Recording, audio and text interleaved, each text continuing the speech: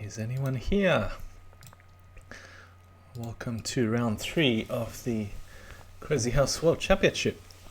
We have a match here between Bugzilla and Advocaat, and I think this is the first game, even though the score says 2-0. They're probably old games. So just recapping from the beginning, we have a delayed wolf with the pawns come forwards one square only. An early d5, knight b4, a3. So this is the live position. There is a stream delay, so there's no chance the players will hear my mumbling nonsense. So Bugzilla taking the white pieces in the first game. Had a recent game versus Advocaat where he played something similar and sacked a knight for a pawn. Hey, Swole, how you going? So you've just joined at a good time because the match was about 10 minutes late, but it's only just started about 1 minute ago. So Advocaat has sacked a knight for a pawn for a little bit of breathing space, but Bugzilla is certainly one of the best defenders in the game. Advocaat's got him thinking here because there is a threat on g2, but he's trying to gain a tempo. If bishop d7, there was a queen b7, and then the rook is hanging. But c6, I wonder what Bugzilla's got planned on c6. Queen a5, knight at c7 check. So the sharp line would be with pawn at g2. That's it. Are we going to get it? So is Bugzilla going to take the pawn on g2, run with the king, or just go for it? Knight at c7 check. He's not afraid. So I assume he's just going to take the rook and look for mate after rook. Rook at c7 check. I'm glad I'm the one that doesn't have to find it. Queen takes a7 check. This can't be good for black. Black should have probably just taken the rook on h1 and hope for the best, because he's going to lose anyway. I mean, now he has absolutely no chance of an attack if he doesn't take the rook on h1. Bugzilla's probably going to check with a knight on d4 and trade queens. Queen at g5 check if bishop takes. So the king would have to take back on e7. Then at the least there's knight takes c6 check. I mean, black doesn't have any pieces. He's only got a queen after king takes e7. And as long as the knight stays on d4, he doesn't even have any threats. So Bugzilla likes to just sweep up all the pieces. Bugzilla is from Sydney, Australia, a good friend of mine. And let me just take off the double sound with the Crazyhouse TV. It's a bit better.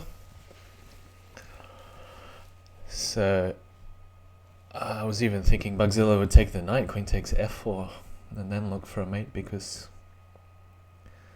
Okay, with queen and rook in hand, maybe there was something after g takes h1 equals queen. But surely there's enough to mate.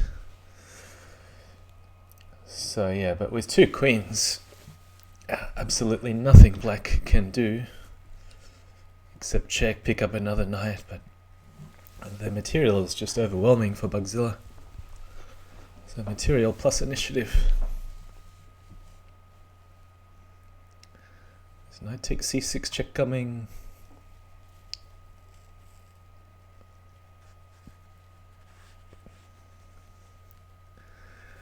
So Bugzilla does have some pretty sound openings, but he can be a little bit vulnerable if you know your openings deeply in the main e4, e5 lines.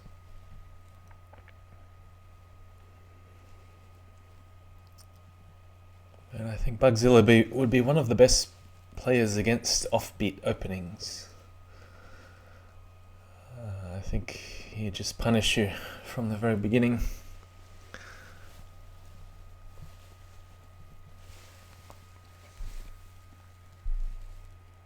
I wonder if there's going to be a trend through the match where Advocaat just has no chance to attack whatsoever.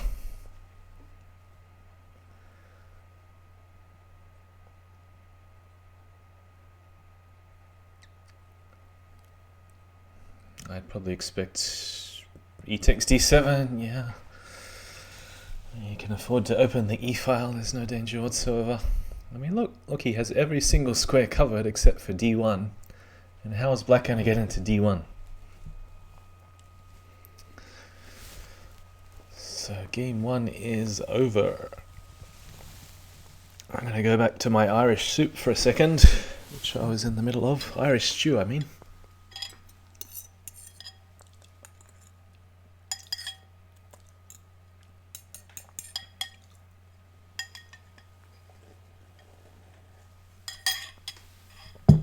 That's it, drink it straight from the bowl.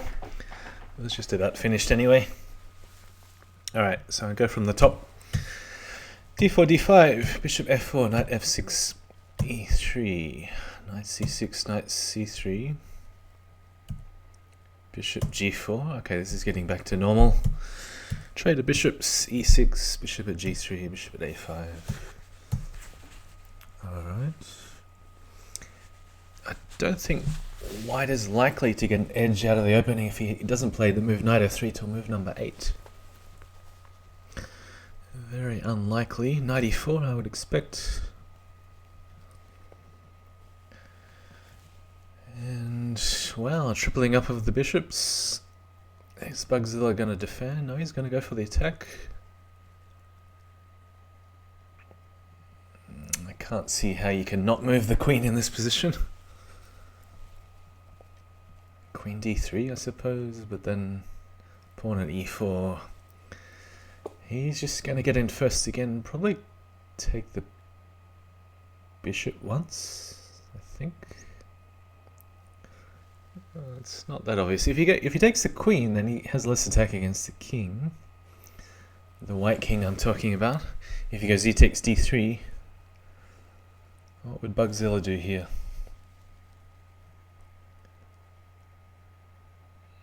Tough to say. I think he's going to move the queen.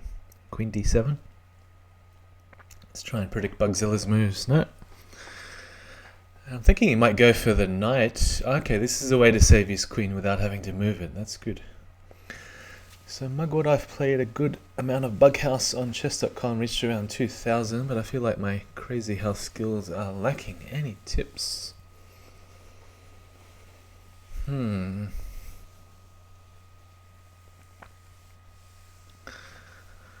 Well, general advice, it's hard to give, because Crazyhouse is such a concrete game. I mean, I would say the absolute most important thing to know is when to attack and when to defend, and what are the key weaknesses in your position and your opponent's position.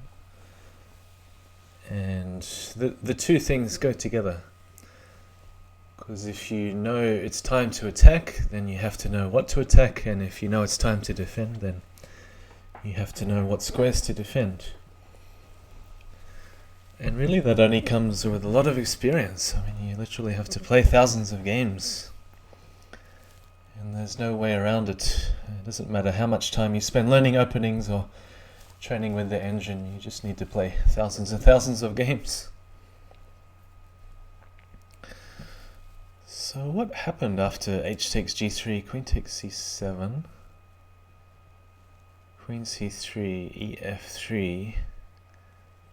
So there must have been a king h1 at some point, because knight at e2 was not a check, as you can see, move number 18. So the queens haven't been taken. That's quite interesting, because they were both on pre for a while. Nobody's interested in the opponent's queen and then not having the initiative. I mean, this game is a good example. Players value the initiative over material.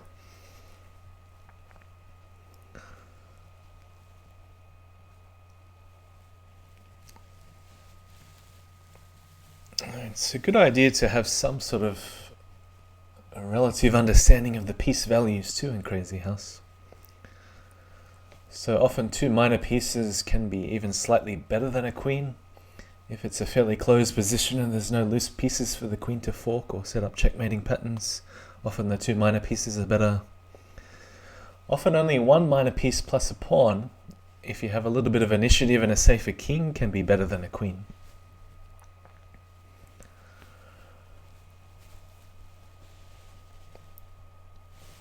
Often two pawns are better than a piece. It's very hard to give general even piece values. It's very fluid, the piece values in Crazyhouse. And it sounds a bit like a cop-out to say, oh well, it depends upon the position, but it's true, it does depend upon the position.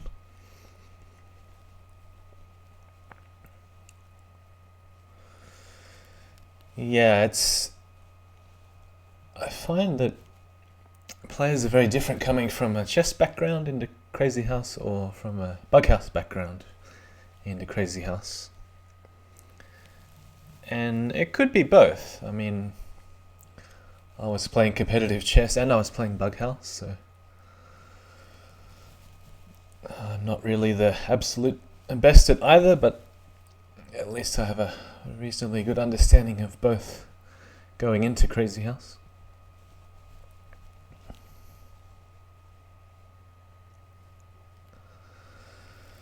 So this is a very different game to number one, and considering how good the opening looked for Bugzilla, I thought he was just going to run away with game number two as well.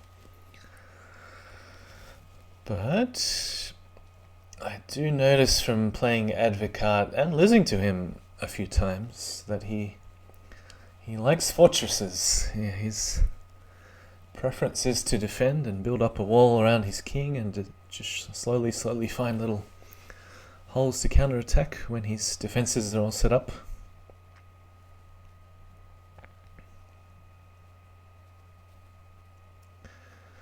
I don't quite think he has enough for an attack here.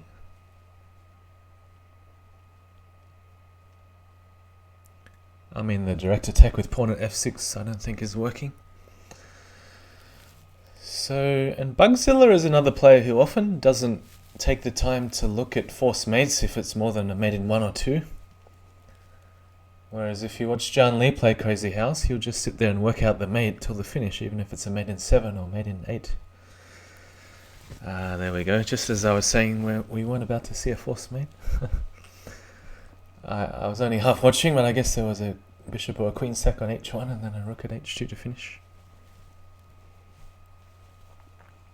Yeah, and that's what happens when your opponent can sack for your last heavy piece defending the king. So even though there were bishops and pawns all around the king, you see a big difference when there is an absence of heavy pieces. You can find those rook, knight, queen combinations when there is a lack of heavy pieces around the opponent's king. So same sort of opening again, a knight sack on c2. It's a knight for pawn. Not exactly the same, because I think the last game with these colours, Advocaat sacked a knight on d5, drawing the queen up to d5. But I'm not sure whether the lone wolf would approve of this, because it's his opening, his specialty. So the lone wolf doesn't like to keep his bishops closed in for too long, even after starting e6 and d6. That's allowing an immediate knight at c7 check.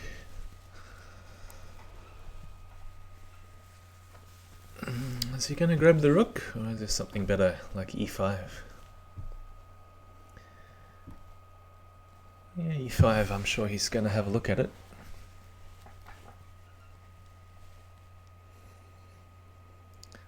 Okay, going for the rook. Let's see what the follow-up is after d takes c6. I suppose g f3 is also possible. Doesn't seem to be a threat. So picking up a pawn for c7 is quite valuable here for Bugzilla.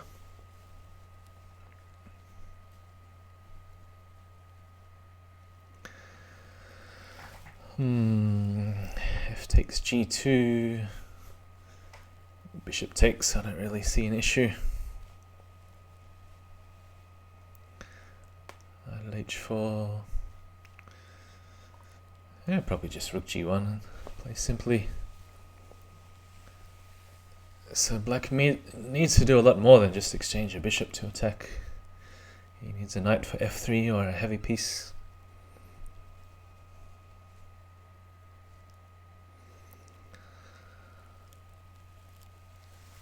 Yeah, one thing Bugzilla also likes to do is preserve material when he has a piece on pre and a chance to save it like he just did.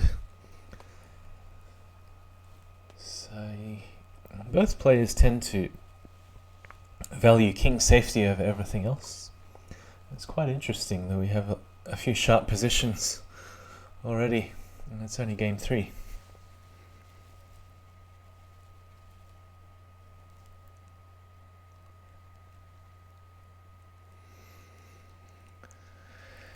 It just takes so much time to grab a knight or a heavy piece.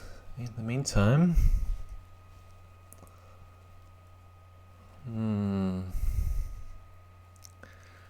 but what's the idea if the queen just moves or takes the pawn? That takes e4. But there's no threat. The knight is not combining with other pieces. I mean, it's slow to take on c3 because it's not check. And the main threat here looks like it's b takes c8 equals knight.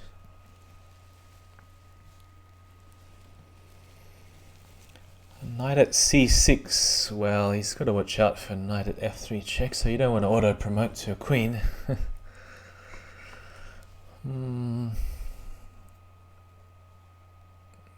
mean, this is the sort of position I say you can just keep checking till you find mate.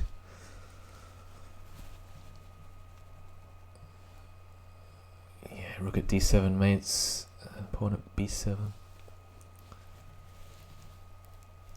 Rook d8. Knight a6 check also mates. Okay, he's going to do the second one. Right, so 3-0 to Bugzilla. Pretty smooth so far. Thought maybe Advocaat had some slight chances in game number 2. But he's running a bit short of material because that's what happens when you focus everything on defense and then it's your turn to counterattack, but you only have a pawn or a knight in hand. And even though you got some holes to exploit, you just need a bit more. So what's happened here? The player's taking a rest already. Was that a bot that just challenged me?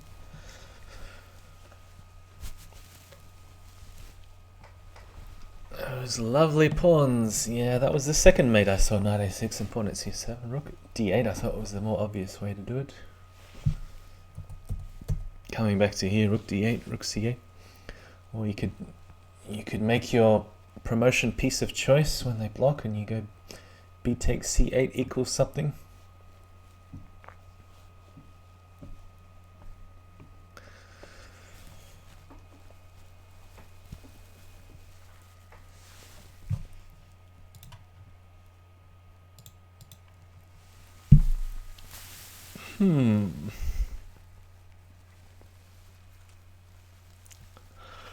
Oh, well, time for a stretch. And he played 3 games. It's best of 10, 3+2 time control. And having played on the 24-hour marathon on chess.com earlier today and last night, I would like to say I'm very happy to be back on Lichess with this interface and pieces that actually drag and click when you click and drag on them. It's very much appreciated.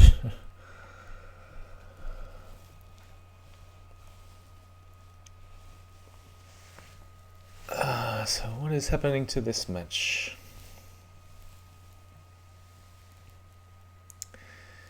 And Nelson Moore saying in the chat you can now hover over the square and then mouse over. Oh, you have to hold.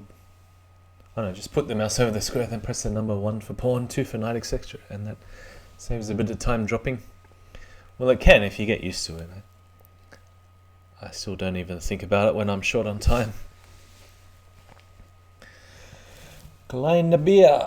Welcome, Kleine Beer. Thanks for the follow. So what's happened to the match? Don't tell me Advocaat's. What is he shy being on TVs? Games being featured on TV? What's happened to the match?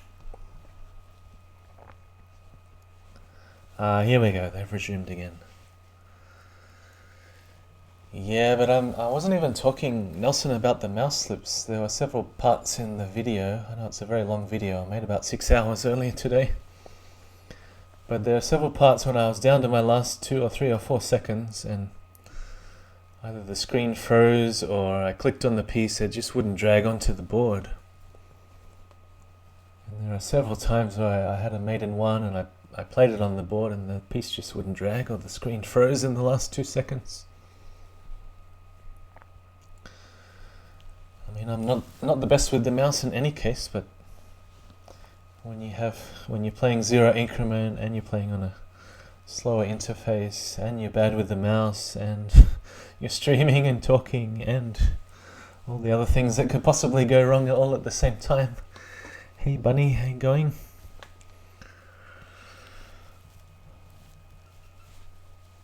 Just talking about all the things on chess.com with the mouse that can possibly go wrong.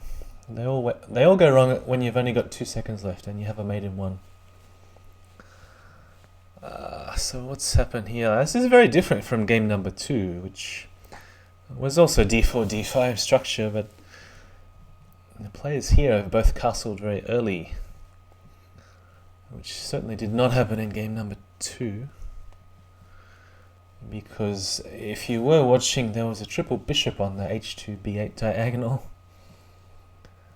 And Bugzilla was spending a lot of time trying to find ways to neutralize these bishops. So queen on h4, I mean, you notice the bishop on h5 is a key defender. Because no, the bishop can come back on b1. This is losing a lot of material. Yeah, Nelson's saying chess.com also you can't do the number and the click, it's only on lead chess. But I still don't think of it anyway, especially when I'm under 10 seconds. Mugwort's law, anything that can go wrong on chess.com will go wrong. Well, except when there's money involved, because I've been quite successful with the money, but that was 2 years ago. Put money on the line and all the sharks come out and fight for it. But yeah, I don't think if we had a prize tournament now that I'm really up for it. I mean, I hardly play in the elite arenas because it's too early for me in the morning, and a lot of them are 1+1, too fast for me. And then people will ask me to stream and play at the same time, and I mean, I'm also slower just talking and playing because it's hard enough just to think and play, let alone talk and think and play at the same time.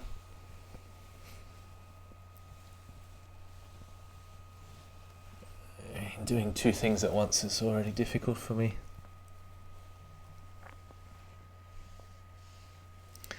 Whereas commentating, I mean, I don't even have to think, just talk. I don't have to play, I don't have to think. Let the players do the thinking.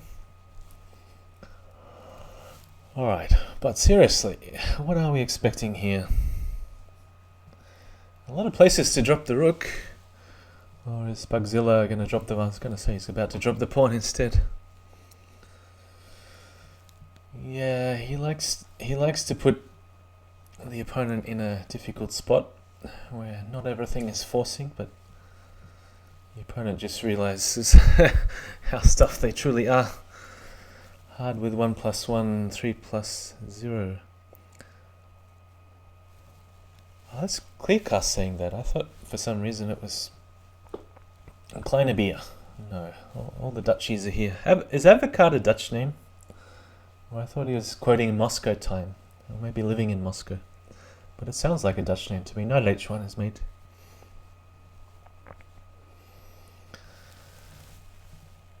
So yeah, 1+1. But I think Clearcast, you can do 1+1 streaming a lot better than I could. I tried some unrated games doing 1+1. I mean, it was okay, but I was only playing like 2100 opposition. Okay, 4-0 to Bugzilla. I'm gonna see the same opening again. Oh no. Sacking a piece. Advocaat is the Dutch word for lawyer, and eggnog. Is that another play on words? The Dutch like their plays on words, huh? Freebie is asking what's the score. Let me guess, he's on the mobile. Something like eggnog.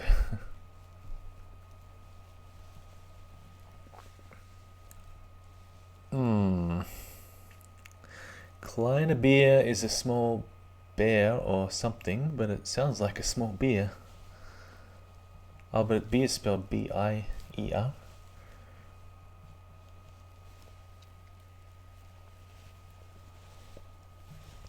I think he does spell it B-I-E-R, doesn't he? Yeah. Okay, what's happened? I haven't been following the games. Queen drop, queen block.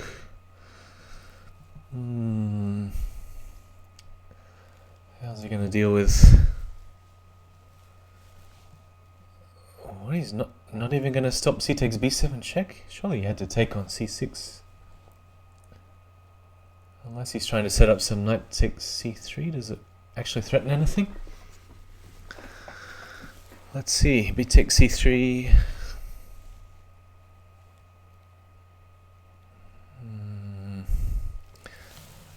I'm trying hard to work out what the threat is.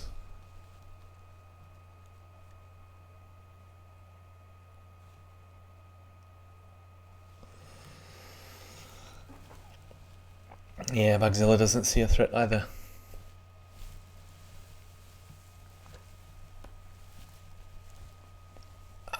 I can see you guys in the chat.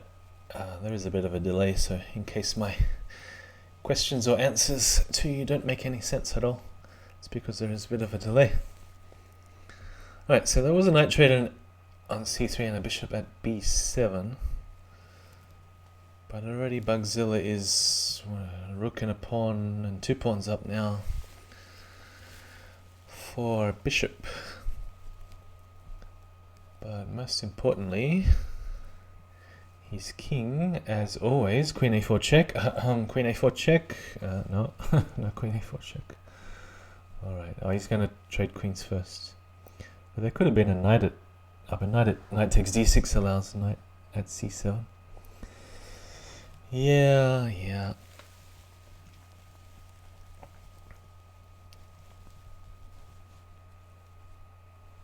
Well, that's the disadvantage of doing it without after the queen trade, I mean. Oh, this smells like mate. Anyone feel like sacking Bugzilla's 2 queens and rook and finding a mate? Yeah, and then there's going to be a pawn at e7. He doesn't have to sack that much. Just pawn at e7, queen at c7. Yep, made in 2. That's it. Very nice. I only had to sack a rook. So that is 5-0. Some rook at d8, pawn at e7. Yeah, I mean that's the chat comes first and the speech comes later, so you'll hear me agreeing. I mean, obviously that's what happened in the game. But yeah, maybe you had a chance to do it earlier. Wasn't paying attention. So bishop d6, knight e5, bishop trade again, and one thing I struggle with is the right time to trade the knight on e5. I don't know whether there's any clear-cut answer when it's a good idea to trade the knight on e5 or not. Because now if black castles, he might get overrun on the dark squares very quickly. And if he doesn't castle, what does he do?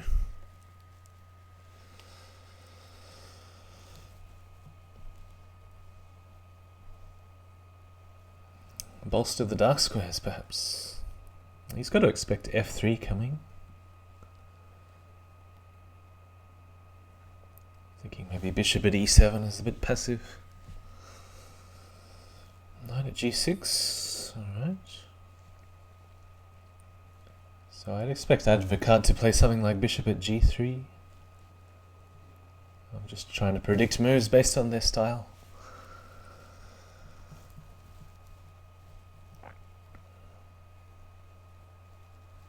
Rook a d1, alright. He's allowed knight... Oh, he does have a threat. Knight takes e4, but if Bugzilla wants to try and win material, he can take on c3 first. Knight c takes e5. I wonder before rook a d1 was bishop at a3 even possible. And then you're waiting for black to take the pawn on e5, and then eventually you stick something on e7. So this time no castling for Bugzilla. He does like this Bughouse type move, rook g8. Would be the most solid move in Bughouse. Right, so Bugzilla's got his extra pawn, he's going to run away with it. I wonder if he's looking at bishop at g4. I'm not so sure it's the best idea.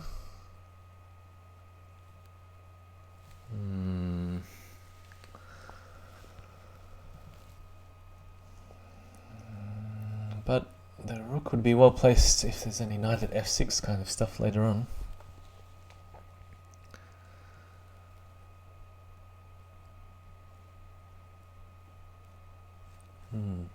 Maybe Advocaat had to sack the queen there because he's just lost a piece and a pawn and doesn't have any attacking pieces on the board except the one he just put.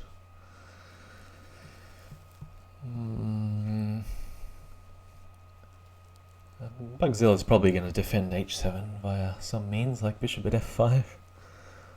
No, I don't think it's really necessary if he has some better move.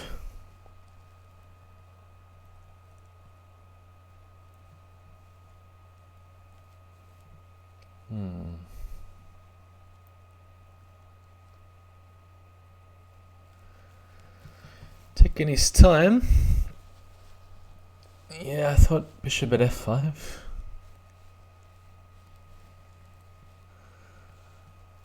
And he's probably trying for pawn at e4, just slowly adding a pile up to the pawn on f3. Putting everything on the light squares. He might even take this. D takes e4, sack the queen. Nope, he's finding a clever way to save the bishop. Now let's recheck. What's coming next? Pawn at g2, then we're going to see a hunt for a heavy, or... you don't have to play pawn at g2 here. There are other ways. It does help being so much material ahead. You usually have more choices. Just a move like knight at h4 is surely good.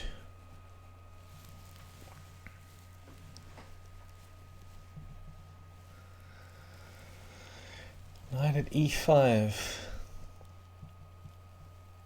Taking the rook, alright. What's he going to do with it?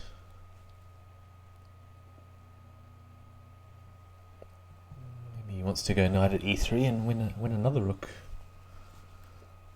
Yeah, okay, there we go. Yeah, now the queen is really tied down to h3. Not sure whether that check helps. It looks like the queen is stuck. So Advocaat's probably doing the right thing and leaving the queen on f1. Take back with the bishop. There's nothing on the diagonal though for white to cover a move like bishop at e3 check. Uh-oh, bishop takes f3 is mate in 3. Nope. Alright, this is made in 6 or something. Queen at d2? yeah, this is it. Queen at d2 to finish. So that is officially the match. 6 games to love. Let's see if the players want to do a few more for the audience.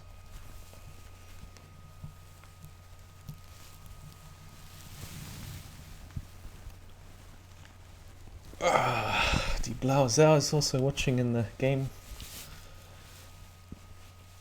On the chess in the game chat. So that could be it. It could be the end of round 3. Yeah, looks like Advocaat's already signed off. So that was round 3. Let's jump to their places on the knockout table. So let me switch the view like so. Where are they? So in the bottom half of the winners bracket, this is round number 3. And it looks like Bugzilla goes on to face the winner of the finisher and Nakamura. So the winner of round 4 goes straight into the candidates. They do play a game against the winner of Chicken Duches, John Stuckey Clearcast. But if you do reach round 5 in the winners bracket and you're undefeated, then you win that match, you get a bonus $25. But it's for no other purpose than fun and a bit of bonus cash. And I wonder if we can find the place where Advocaat jumps down to. That was match number 187. It'll be into round 4, I would guess. 187. Here we go. So we've got to trace backwards a couple of rounds. Where are we? So he'd play one of the 4 players here, Morlock, Turkmen, OK, and Mr. Sir. Going on ratings, it would be Morlock, who actually played a very close match against CIW. I think that went to tie breaks, so I'd expect him to be the favourite to get through here. And then playing Advocaat, and I think I worked out before you have to make... Is this round... If Advocaat wins, he'd make round 5. And then you have to win round 5, so that's 2, and then round 6. And I think you also have to win round 7, so that's 4 games you have to win in a row if you get knocked out at this stage. And Clearcast has a match against John Stuckey sometime in the next week or so. And the winner will be playing Chicken versus Duches Victor. I'll be playing against Die Blaue Sau next Saturday Sydney time, which is very early in the morning UTC, about 3 AM I think it is, Saturday. I'm not sure where Die Blaue Sau is living at the moment. It seems very early in the morning, but he suggested that time, so not quite sure why it's convenient for him. And the winner goes on to play the winner of Master 10 and Phantom Troop for a berth in the candidates. On the other side of the bracket we have King Switcher, PK, and MJK Bughouse Master. Going further up, we still have Plotkin Cubes, CIW GSVC, and 2 more pairings, Atomek GD Howard and Lone Wolf and Jasugi. So round 3, they do tend to get a lot closer. That one a bit of a blowout for Bugzilla, but he's been practicing all the last 24 hours pretty much in the endurance arena in chess.com. So I've done a lot of streaming and playing in the last 24 hours. I will take a break and get some sleep. And if I get up at 2:30 in the morning Sydney time, I can't guarantee that, but there is another match. Let's see the upcoming matches. And that was Advocaat Bugzilla. The next one will be, actually there's one at 1 AM Sydney time, which is, I think it's 5 PM Sunday Central European time. Freebie versus Igor Bugmate, and that is in the elimination bracket, we also have Schweinet Legion Destroyer. One of the closest matches you would expect at 2:30 Sydney time, which is 6:30 Central European time, Sunday. It's in a few short hours, so I will be getting some sleep and cannot promise to wake up. But anyway, if you did join this short match, then thanks for watching. I don't think I'll be watching anymore at the moment. I've had too much screen time already. So yeah, up to the final. I only saw the results from yesterday. That Carlson beat Ding. Oh, it's Carlson Nakamura. It'll be a good one to watch. Yeah, you're tempting me, but my eyes are twitching already. I do need to get some rest. So anyway, maybe I'll be back later and get no sleep tonight at all. But anyway, I will sign out for now. So again, thanks for watching. See you next time. Congratulations, Bugzilla.